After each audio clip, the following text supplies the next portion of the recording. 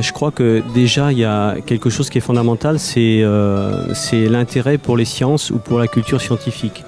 Et parce qu'avant d'être auto-entrepreneur, je pense qu'on est quelqu'un de curieux et de quelqu'un qui cherche à réaliser des projets, etc. C'est ça qui mène les gens vers l'auto-entreprise. Et donc nous, dans le cadre de la délégation à la recherche et à la technologie, on soutient aussi tout ce qui est promotion de la culture scientifique, technique et industrielle. Alors vous connaissez des événements comme la Fête de la Science ou le Forum au développement, l'éducation au développement durable, mais je pense que dès le plus jeune âge, déjà, c'est là où des enfants peuvent être intéressés par la science et par la culture de la technologie et de l'innovation.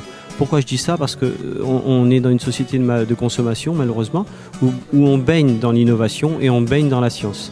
Mais on a des objets de science comme cette caméra, comme nos micros et tous nos objets, nos téléphones, etc.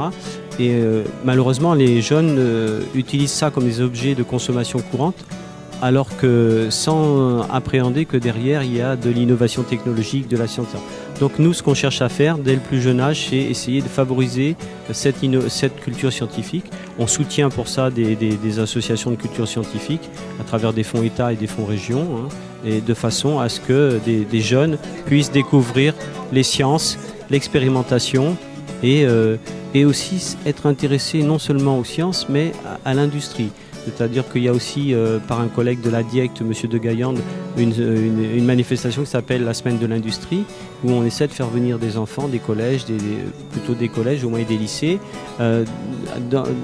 pour visiter des entreprises qui, par exemple, pour notre territoire, sont importantes, comme à Sarah ou EDF, etc., pour les inviter, enfin pour qu'ils se rendent compte que dans leur quotidien, le monde de la science et de l'entreprise est omniprésent. On a un travail à faire, tous les décideurs, l'université et les entreprises aussi, pour faire en sorte que les programmes éducatifs, que ce soit à l'université, etc., ou les formations initiales, soient plus en adéquation avec les besoins des entreprises et que les entrepreneurs interviennent dans ces formations. C'est comme ça aussi que les jeunes pourront passer d'un apprentissage purement théorique à un apprentissage orienté, finalisé, avec l'envie de dire mais moi donc je pourrais faire ça plus tard. Parce que malheureusement ce qui se passe actuellement, c'est qu'on a beaucoup d'étudiants qui sont plus ou moins bons, certains sont même très bons, mais le problème c'est qu'en fait ils sont dans un cursus étudiant à la course d'un diplôme, et malheureusement c'est souvent après, une fois obtenu ce diplôme,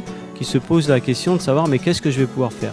Et c'est là le drame, c'est qu'en fait c'est pendant leur formation qui doivent se dire je fais cette formation parce que je vais faire ça. Et c'est pas le cas malheureusement. On a beaucoup à travailler là-dessus. L'innovation, c'est avant tout, moi je pense que innover, c'est un des fondements de la nature humaine.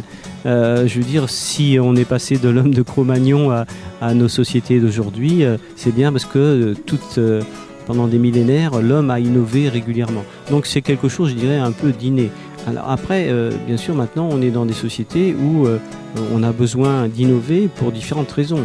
Donc, dans certains pays, certes, pour avoir le minimum pour vivre, mais nous, peut-être pour préserver nos ressources, pour préserver notre environnement et au total aussi pour créer de l'emploi.